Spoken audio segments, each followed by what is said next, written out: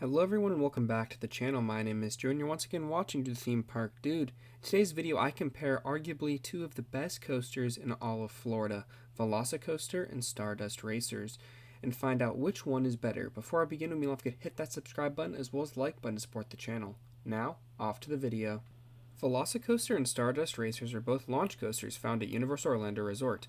Velocicoaster is an intimate multi-launch coaster found at Islands of Adventure that opened back in 2021, while Stardust Racers is a mock dueling launch coaster with two separate tracks that recently opened along with Universal Orlando's newest theme park, Epic Universe, earlier this summer.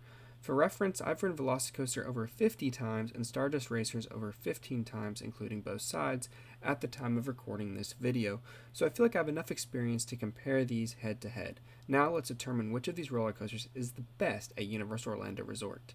Let's start with Velocicoaster. This ride is truly the apex predator of roller coasters.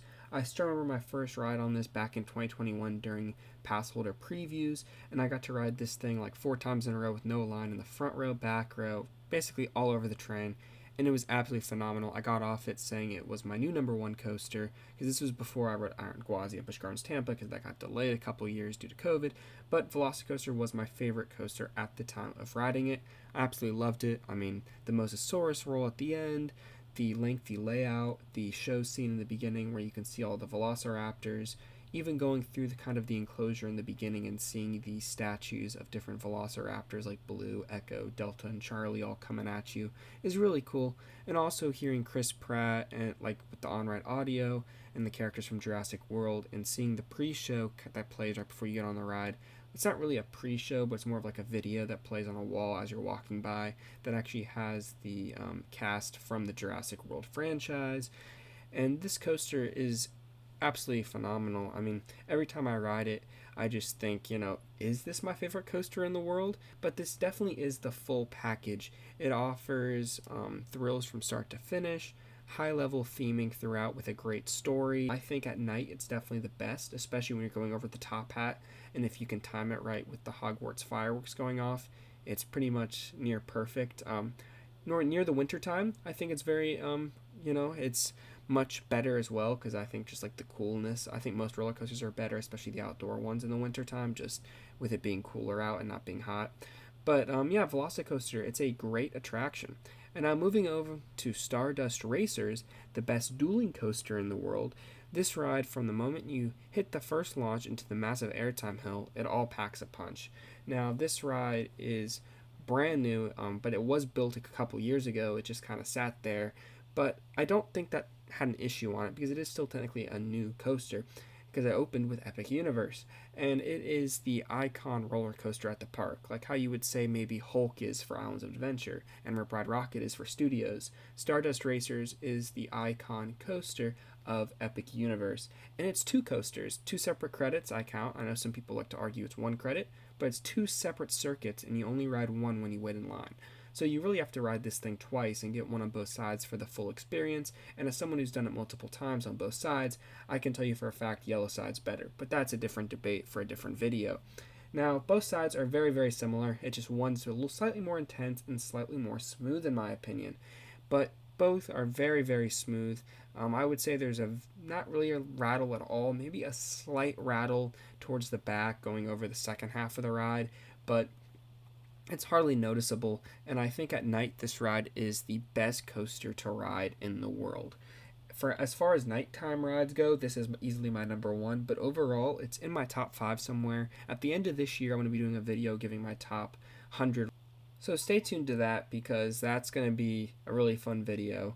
But for now, just Epic Universe is absolutely an incredible theme park, and Stardust Racers is just one of the icons of this park. I'm going to be doing a full review also of the park coming out later, but I know it's been a while since I've done Epic Universe content. I've been just trying to pack a load of other content while I've been home for the summer. But yeah, going back to Stardust Racers, there's not really a story, so theming is definitely not this ride's strong suit. As you can see in this ride POV from Sharp Productions, there's not a ton of theming, if any, really. It's more so just a thrill coaster. But it does offer a great on-ride soundtrack, in my opinion, better than Velocicoaster, so that's definitely something. But I think the ride experience as a whole is definitely weaker, as there is no story or really theme other than riding on the back of a comet and racing each other inside Celestial Park. There is some nods to Back to the Future with the flux capacitor being put on the back of your ride vehicle, which is really cool, but I would not say that there's really enough of a story there to make this a full ride experience. But the coaster itself is incredible and it is awesome. And there's only one inversion on this ride, so keep that in mind as well. It's not like Velocicoaster where there's, I believe, 3, or Hulk where there's 7. There's only one. So if you're someone that doesn't like inversions, this might be for you because you barely go upside down and it's only for a very, very little bit of time. It's not even a full flip. But yeah, I think this coaster is great and I definitely recommend you check it out. Now, overall, I really enjoy both of these world-class coasters and both sit comfortably in my top 5 coasters of all time. But to finally answer the question you all clicked on this video for, which one is better, I'm going with Velocicoaster. Velocicoaster offers the most complete experience with incredible storytelling and intense layout and just the better ride experience in my opinion. While Stardust Racers is definitely a blast and there's nothing like going through the celestial spin with another train full of guests right next to you, the lack of on-ride theming and the lackluster layout at times really makes a difference here. I have a full review specifically for Stardust Racers already on the channel, so make sure you check that out. But yes, Velocicoaster remains as the best coaster at Universal Orlando Resort and one of the best coasters in the world, but both are 100% worth riding when you visit the parks next. Thank you for watching this video, and if you enjoyed, please remember to leave a massive like and subscribe for future theme park content. We also have a brand new merch store linked in the description. Comment down below if you have been on either Velocicoaster or Stardust Racers, and let me know your thoughts. Thanks again for watching, and have a great day, everyone. See ya. Bye.